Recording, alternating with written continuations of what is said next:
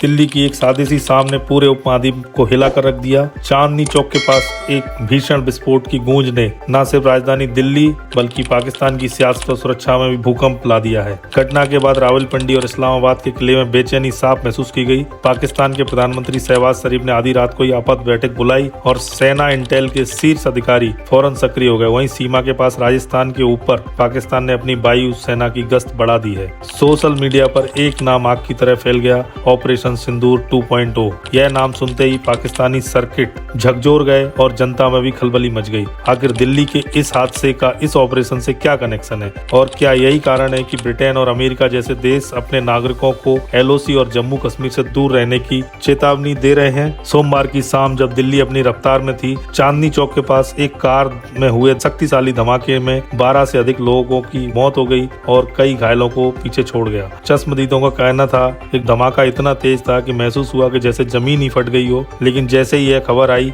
कि पाकिस्तान में अराजकता और घबराहट फैल गई है, नेताओं और सैन्य शीर्ष प्रास में हड़बड़ी है और सोशल मीडिया पर आरोप प्रत्यारोप का दौर शुरू। दिल्ली में जब जांच शुरू भी नहीं हुई थी, पाकिस्तान ने तेजी से एक कहानी रचनी शुरू कर दी। कुछ मीडिया और विश्लेषक इसे फॉल्स फ्लैग ऑपरेशन बताने लगे, यानी दावा यह किया गया कि यह हमला किसी बाहरी ताकत का नहीं बल्कि किसी ने खुद करवाकर उस पर आरोप किसी तीसरे को थोपने की चाल हो सकती है। लेकिन सवाल यह उठता है कि इतनी जल्दी ये दावा क्यों? भारत की तरफ से किसी ने भी किसी देश का नाम नहीं लिया है। असल में यह डर का इजहार था, बचाव की नहीं। यह 1990 का भारत नहीं जो हर घटना के बाद डॉक्यूमेंट थमाकर बैठ जाता है। ये 2025 का भारत है, वो वही भारत जिसने उरी और पुलवामा के बाद सख्त और निर्णायक कदम उठाना सीखा है। पाकिस्तान भी यही बात अच्छी तरह समझता है कि भारत की खामोशी अक्सर किसी तैयारी का संकेत होती है। यही वजह है कि शहबाज शरीफ और सुरक्षा प्रमुख रात भर बैठकें कर रहे थे। कोई तैयारी नहीं बल्कि डर की चर्चा थी। अगर जवाब आया तो उसे कैसे झेला जाए।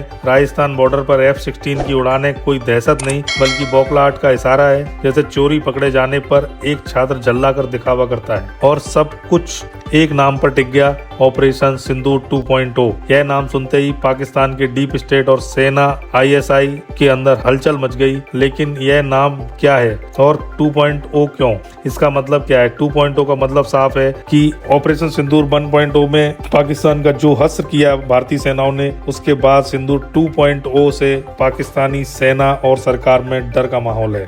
और सिंदूर शब्द ही एक तरीके की प्रतिज्ञा, इमेज और प्रतिष्ठा का प्रतीक है। जब वह मिटती है तो जवाब भी तीव्र होता है। डिफेंस विशेषज्ञों और सोशल मीडिया पर जो बातें हो रही हैं, उसके मुताबिक ऑपरेशन सिंदूर केवल पारंपरिक सैन्य स्ट्राइक नहीं, यह खुलकर टैंकों या मिसाइलों से लड़ने जैसा कुछ नहीं लगता बल्कि एक नए तरीके की नीति का संकेत माना जा रहा है, जहां सीधा निशाना उन मास्टरमाइंड्स को बनाया जाएगा जो इन घटनाओं की रचना या योजना बनाते हैं। भारत के प्रधानमंत्री ने भूटान की धरती पर से ऐलान भी कर दिया है कि इस प्लानिंग में जो साजिश रचने वाले लोग हैं उन्हें बख्शा नहीं जाएगा। कदम ऐसे होंगे कि सामने वाले को उसकी साजिश के स्रोत तक पहुंचने का रास्ता बंद लगे, ना कि सिर्फ दिखावे की जंग। इसे कुछ लोग घर में बैठकर लक्ष्यों को खत्म करने वाली रणनीति भी बता रहे हैं, यानी सैनिक ठिकानों से ज्यादा प्लानिंग और साजिश करने वालों पर फोकस है। तो यह पूरा खेल क्या है? चोर की दाढ़ी में तिनका क्यों फंसा? किसे फायदा किसे नुकसान? और क्या वाकई यह हमला किसी बड़ी साजिश का हिस्सा है या फिर किसी अन्य मकसद से करवाई गई कार्रवाई?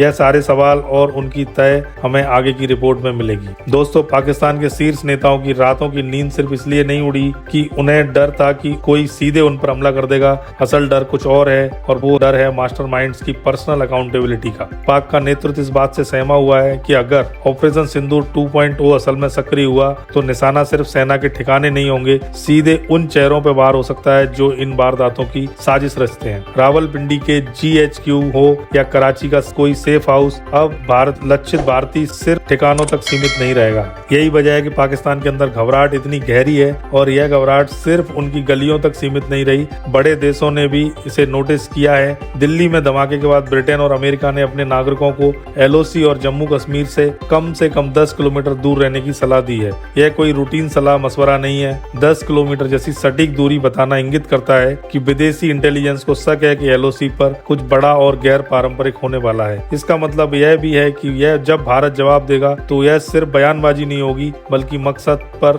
सार्थक फायर पावर होना संभव है और उस फायर पावर की चपेट में आम नागरिक भी आ सकते हैं। इसलिए अपने लोगों को पहले ही सेफ जोन में भेज दिया गया है। ब्रिटेन ने अपने नागरिकों को जम्मू कश्मीर की यात्रा टालने को कहा। अमेरिका और फ्रांस ने भी भीड़ भाड़ वाले इलाकों से दूर रहने की सलाह दी है। ये केवल सुरक्षा चेतावनियां नहीं, ये एक ग्लोबल सिग्नल है कि स्थिति अस्थिर है और बड़े खिलाड़ी ये समझ चुके हैं कि भावी घटनाएं किस दिशा में जा सकती हैं। यहाँ तक कि ईरान और मिस्र जैसे देशों ने भी इस घटना की निंदा की है, जिससे पाकिस्तान कूटनीतिक रूप से और भी अकेला नजर आने लगा है। दोस्तों, यह पूरी स्थिति असल में पाकिस्तान के फॉल्स फ्लैग वाले दावे को बेअसर कर देती है। दुनिया जानती है कि आग कहां से लगी, इसलिए बड़े देशों ने अपने नागरिकों को हटाना शुरू कर दिया। यही मौन समर्थन है भारत के पक्ष में। असल में पाकिस्तान आज भारत की ताकत से नहीं बल्कि भारत की नीयत से डर रहा है। यह नया भारत अब अपनी रेड लाइन खुद तय करता है और उन हदों के पार जाने वालों को सबक सिखाने में भरोसा रखता है। दिल्ली में जो हुआ वो एक ट्रिगर था। इस्लामाबाद में जो बेचैनियां दिखाई दे रही हैं, वही असल कहानी बयां कर रही हैं। आपातकालीन बैठकों, एयर पेट्रोलिंग और फॉल्स फ्लैग की चीख पुकार,